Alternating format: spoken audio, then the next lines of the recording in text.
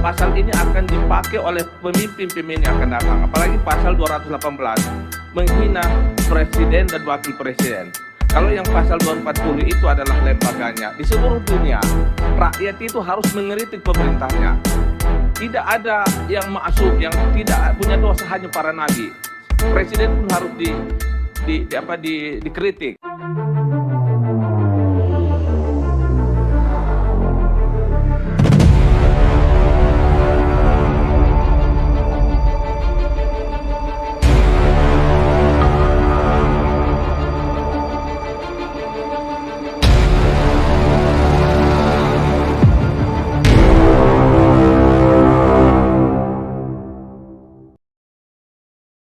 Saya kasih waktu. Kalau hari ini saya tidak kasih waktu, saya keluar dari sini. Silakan.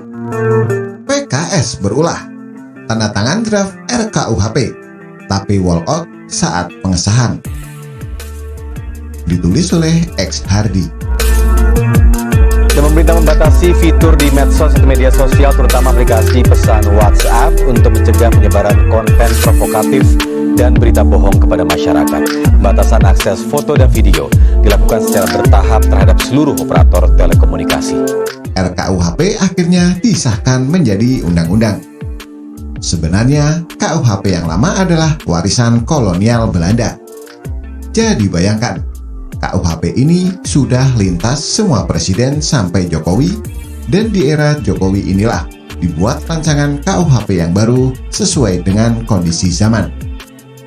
Karena ada banyak poin yang tidak relevan dengan zaman sekarang. Akhirnya dalam rapat paripurna, DPR RI dan pemerintah mengesahkan rancangan Kitab Undang-Undang Hukum Pidana atau RKUHP menjadi undang-undang. Selanjutnya kami akan menanyakan kepada setiap fraksi apakah rancangan undang-undang tentang kitab. Yang kedua, dengarin dulu. Pak Sobri, kamu jangan jadi diktator ya. Ya. Kami menanyakan kembali kepada seluruh peserta sidang, apakah rancangan Kitab Undang-Undang Hukum Pidana dapat disetujui untuk disahkan menjadi undang-undang? Ujar Wakil Ketua DPR, Sufmi Dasko Ahmad, selaku pimpinan rapat paripurna. Hampir seluruh fraksi di Komisi 3 setuju RKUHP disahkan menjadi undang-undang, kecuali satu fraksi, yaitu PKS. Ya. Hanya PKS yang berkukuh menolak belek RKUP tersebut. PKS lagi, yang mendesak dijadikan alat cari muka. Yang penting dan urgent seperti sekolah, malah digusur seperti di Depok baru-baru ini. Separah inikah sekolah sampai diginiin? Masya Allah, ini sekolah loh masih berjalan loh. Masa jalanannya ditutup? Gila, bener-bener gila. Jalanannya ditutup loh. Gimana anak-anak mau masuk? Luar biasa. Astagfirullahaladzim. Ini jalanannya, jalanan masuk ke sekolah seperti ini. Ya Allah Rabbi, Allahu Akbar. Allah. Secepat inikah, Masya Allah.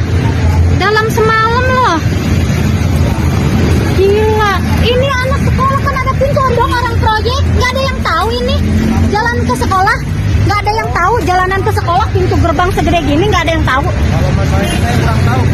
Yang ngerjain kan kalian kan. Ini ada gerbangnya. Ya, apapun itu yang ngerjain pasti tahu dong ini jalanan ke sekolah ada gerbangnya. Yang kecil aja itu gang dibikinin, kenapa sekolah nggak dibikinin? Kan heran, luar biasa ya. Gila ya. Memang PKS ini sangat aneh luar biasa dan sangat mengganggu kemajuan negara ini. Kalau bisa dibubarkan, bubarkan saja partai tak berguna ini.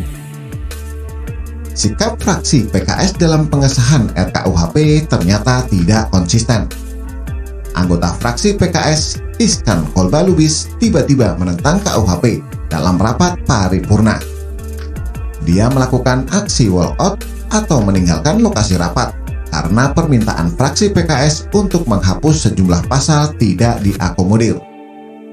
Faktanya adalah fraksi PKS ternyata sudah menandatangani draft KUHP baru di pembahasan tingkat 1. Dalam dokumen yang diterima, seluruh tanda tangan fraksi ada dalam beleit KUHP baru tersebut. Tidak ada penolakan dari fraksi manapun terhadap beleit.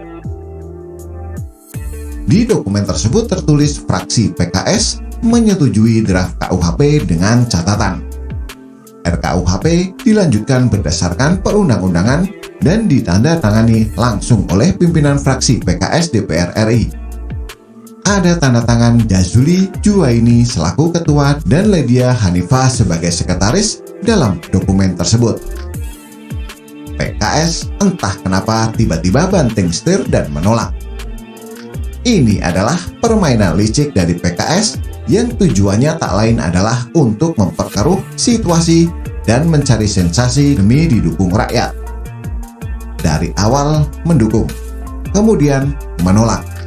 Ini tentu saja munafik yang luar biasa parah. PKS selalu bikin ulah atas nama rakyat. Lalu seenak jidatnya bikin manuver yang tidak semestinya. Itu mekanisme demokrasi. Jadi itu sah pendapat beliau. Karena PKS sendiri memang sudah menyampaikan pendapat setuju dengan catatan. Catatan itu ada menjadi memori. Menjadi catatan pembahasan undang-undang ini ada catatannya, kata Menkumham Yasona Laoli. Demokrat justru lebih konsisten dengan sikapnya terhadap RKUHP. Demokrat setuju dengan KUHP, tapi menyampaikan sejumlah catatan yang logis, seperti perlunya sosialisasi dan kejelasan agar nantinya tidak terjadi salah tafsir dari penegak hukum nantinya. Demokrat yang biasanya suka play victim, tapi dalam hal pengesahan undang-undang lebih kalem dan tidak terlalu bermanuver. Sedangkan PKS sangat keterlaluan dan munafik. Perilaku mereka mirip cuaca, sebentar cerah, tapi tiba-tiba bisa berubah hujan deras. Tidak bisa diprediksi dan bikin susah banyak orang. Kalau PKS dari awal menolak, tegas saja menolak dari awal. Tapi yang mereka lakukan adalah setuju dan ada tanda tangan pula. Pakai acara walkout segala supaya kelihatan heroik dan memperjuangkan aspirasi rakyat. Halo PKS, rakyat tidak butuh manuver munafik seperti itu. Yang ada malah merasa jijik. Tapi pengesahan ini tidak terlalu menimbulkan gejolak. Padahal beberapa tahun lalu sampai terjadi demo yang berakhir ricuh. Mungkin para bohir dan sponsor tetap demo sedang sibuk mempersiapkan strategi Pilpres. Mereka malas buang duit buat demo. Makanya demo tidak semasif dulu. Syukurlah aman-aman saja. PKS menolak, biarin saja. Biarkan mereka walkout layaknya pahlawan kesiangan. Mereka mau berperan pahlawan, padahal mereka itu munafik sejati yang ada maunya. Mereka pikir walkout itu elegan dan bakal disambut dengan teriakan salut dan tepuk tangan meriah. Bila perlu, walkout saja selamanya dari DPR. Suruh semua anggota DPR dari fraksi walkout dari parlemen. Sekalian PKS angkat kaki dari politik Indonesia. Ada PKS tak ada untungnya buat negara ini. Yang ada malah repot ngurusi sekelompok kader yang kadang kekanak-kanaan. Bagaimana menurut Anda? Silahkan tulis komentar di bawah.